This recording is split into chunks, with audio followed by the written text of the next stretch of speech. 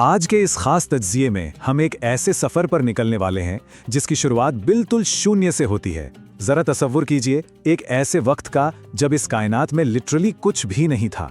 ना आसमान था, ना ये जमीन, ना चांद तारे और ना ही कोई मखलूक।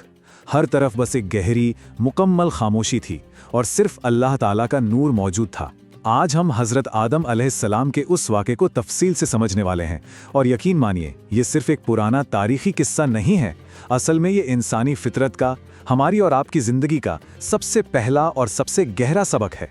अब इस वाक़े की गहराई में जाने से पहले आपके लिए एक सवाल है। इंसान हर दिन सही और गलत के बीच क्यों फंसता है? ये अहंकार और आजिज़ी यानी घमंड और विनम्रता के बीच की जो रोज़ की जंग है, ये आखिर क्यों है? हम अपनी डे टू डे लाइफ में आजमाइशों का सामना क्यों करते हैं? सच कहूँ तो इस सवाल का जवाब हमारी तख्लीक यानी हमारे बनाए जाने की उस पहली कहानी में ही छिपा हुआ है। ये कहानी हमें बताती है कि आज भी हम अपनी ज़िंदगी के फैसलों में उसी कश्मकश का सामना कर रहे हैं जो सबसे पहले आदम अलैहिस्सलाम और इब्लीस के बीच हुई थी। तो चलिए कहानी के पहले हिस्से की तरफ बढ़ते हैं, ज़मीन का नया खलीफा।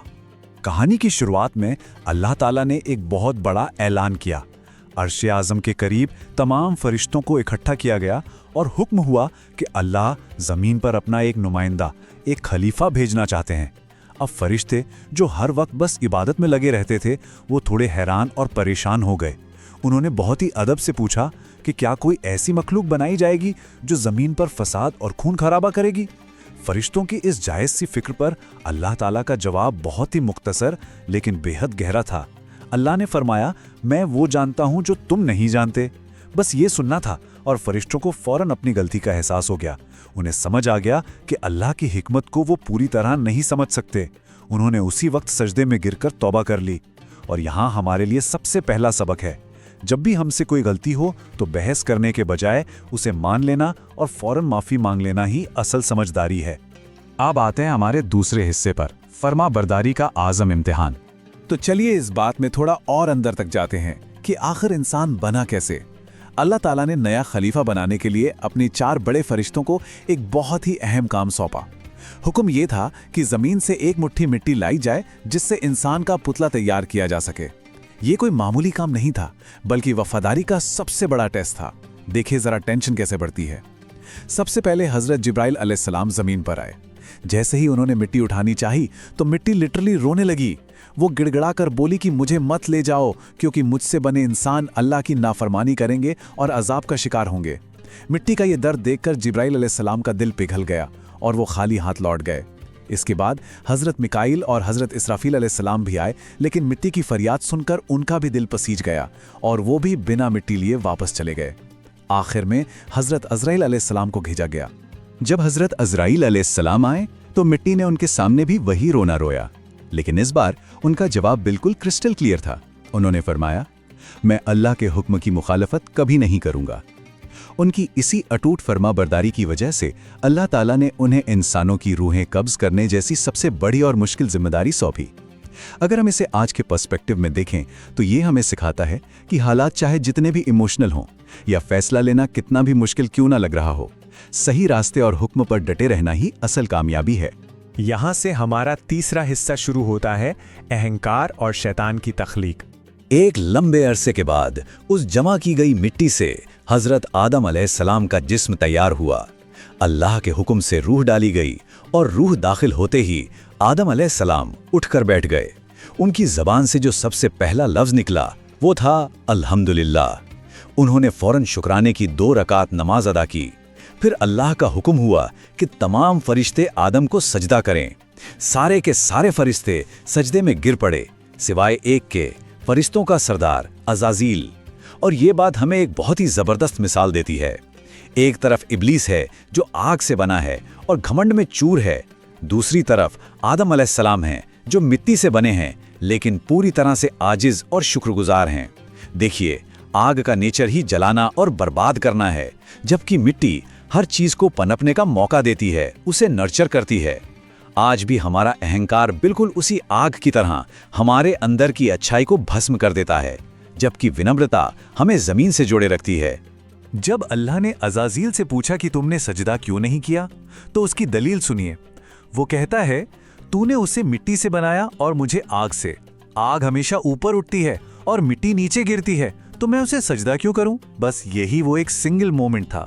इसी एक अहंकारी भरे जवाब ने अज़ाज़ील को हमेशा के लिए जन्नत से दूर कर दिया और वो इब्लीस यानी शैतान बन गया। सोचिए जरा, आज के दौर में भी क्या हम ऐसा नहीं करते? हमारा ईगो हमें यही तो धोखा देता है कि हम अपने पैसे, अपने रुतबे या अपने बैकग्राउंड की वजह से दूसरों से ऊंचे हैं। लेकिन हकीकत यह है कि जब हम इस तरह का घमंड पालते हैं तो वो हमें ऊपर नहीं ले जाता, बल्कि इब्लीस की तरह सीधे एक गहरे पतन की तरफ धकेल देता है। आगे बढ़ते हैं हमारे चौथे हिस्से की तरफ, जन्नत में शैतान का धोखा। तो शैतान को जन्नत से निकाल दिया गया, लेकिन उसे क़यामत तक की मोहलत मिल गई। दूसरी तरफ आदम अलैहिस्सलाम को जन्नतुल फिरदौस में ठहराया गया। उनका अकेलापन दूर करने के लिए अल्लाह ने बीवी हव्वा अलैहिस्सलाम को पैदा फरमाया। उन्हें जन्नत की हर चीज इस्तेमाल करने की आज़ादी थी, बस एक शर्त थी। एक खास पेड़ था जिसे अक्सर गेहूं का पेड़ बताया जाता है, उसके फल को छूने की भी मनाही थी। अब देखते हैं कि यह आजमाइश आगे कैसे बढ़ती है। शैतान हर पल ताक में था। उसने एक पूरा मास्टर प्लान बनाया। सबसे पहले उसने जन्नत के दरवाजे पर मोर को अपनी मीठी बातों और लंबी उम्र का लालच देकर ठग लिया। फिर वो सांप के मुंह में छिपकर जन्नत के अंदर घुस गया। वहां जाकर उसने आदम और हव्वा के सामने फूट फूट कर रोने और झूठी हमदर्दी दिखाने का ड्रामा किया। और आखिर में अपनी बात मनवाने के लिए उसने अल्लाह के नाम की झूठी कसम खा ली। आप गौर करें तो आज की दुनिया के स्कैम्स भी बिल्कुल ऐसे ही होते हैं। झूठी हमदर्दी, चालाकी और हमारे भले का नाटक करके ही धोखे हमारी जिंदगी में एंट्री लेते हैं। शैतान ने बहुत ही चालाकी से बीबी हव्वा के दिल में ये डर बिठा दिया कि उन्हें जल्द ही जन्नत से निकाल दिया जाएगा। और फिर उसने वो पत्ता फेंका जो इंसान की सबसे बड़ी कमजोरी है। उसने कहा, अगर तुम ये फल खा लोगे तो हमेशा जन्नत में रहोगे और कभी निकाले नहीं जाओगे। शैतान ने हमारी सबसे डीप इनसिक्योरिटी का फायदा उठाया, हमेशा सेफ रहने की और जो हमारे पास है उसे कभी न खोने की ख्वाहिश। टेम्पटेशन यानी लालच हमेशा ऐसे ही काम करता है। इसी लालच और खौफ के कॉम्बिनेशन में आकर हव्वा और आदम अलैहिस्सलाम ने वो फल खा लिया और वो अपनी इस बड़ी आजमाइश में चूक गए। पांचवा हिस्सा, नाफरमानी और उसका अंजाम। फल खाते ही जो हुआ वो बहुत भयानक था। जन्नत की वो ठंडी हवाएं एकदम रुक गईं। उनके जिस्मों से जन्नत के वो नूरानी कपड़े गायब हो गए। उनके दिलों में शर्म, डर और एक ऐसा पछतावा भर गया जिसे लफ्जों में बयान नहीं किया जा सकता। उन्हें फौरन अपनी इस भारी भूल का एहसास हो गया। लेकिन अल्लाह ताला को यह नाफरमानी बिल्कुल पसंद नहीं आई और हुक्म हुआ कि इन्हें जन्नत से जमीन पर उतार दिया जाए। आदम अलैहिस्सलाम को श्रीलंका के सरंद नाम के पहाड़ों पर और बीबी हव्वा को जद्दा के इलाके में उतारा गया। सजा सिर्फ जन्नत से निकाले जाने की नहीं थी, बल्कि बरसों तक एक दूसरे से जुदा हो जाने की भी थी। सच तो यह है कि नाफरमानी का बोझ बहुत भारी होता है और इसके नतीजे हमेशा हमें इसी हकीकत की जमीन पर भुगतने पड़ते हैं। और अब हम आते हैं इस कहानी के आखिरी और सबसे अहम मुकाम पर, सच्ची तौबा और अल्लाह की रहमत। देखिए, नाफरमानी इब्लीस ने भी की थी और चूक आदम अलैहिस्सलाम से भी हुई थी, लेकिन दोनों के रिएक्शन में जमीन आसमान का फर्क था। इब्लीस ने अपनी गलती मानने के बजाय फालतू की दलीलें दी और अपने अहंकार में ही अकड़ा रहा। लेकिन आदम और हव्वा, उन्होंने कोई ईगो नहीं दिखाया। वो जमीन पर बरसों तक सिर्फ रोते रहे, अल्लाह से गिड़गड़ाकर अपनी गलती की माफी मांगते रहे और आखिरकार उनकी दुआएं कबूल कर ली गईं। इसी को असल में तौबा कहते हैं। तौबा सिर्फ सॉरी बोल देना नहीं है, ये अपनी गलतियों को खुले दिल से मानना है, अपने अहंकार को पूरी तरह कुचल देना है। आज की इस भागदौड़ भरी और स्ट्रेसफुल जिंदगी में तौबा हमारे लिए एक ऐसा प्रैक्टिकल और मजबूत टूल है जो हमें रीसेट करने का मौका देता है। ये हमें वापस सही रास्ते पर लाता है। तो इस सब का सबसे अहम निष्कर्ष ये है कि इंसानियत का ये पहला वाकया कोई बीता हुआ कल नहीं है, ये हमारा आज है।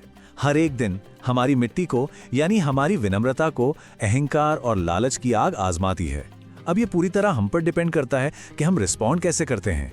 क्या हम शैतान की तरह अहंकार की आग में जलकर अपना ही नुकसान करेंगे, या फिर आदम अलैहिस्सलाम की तरह गलती होने पर तौबा और आजीजी का रास्ता अपनाकर अल्लाह की रहमत की तरफ लौटेंगे?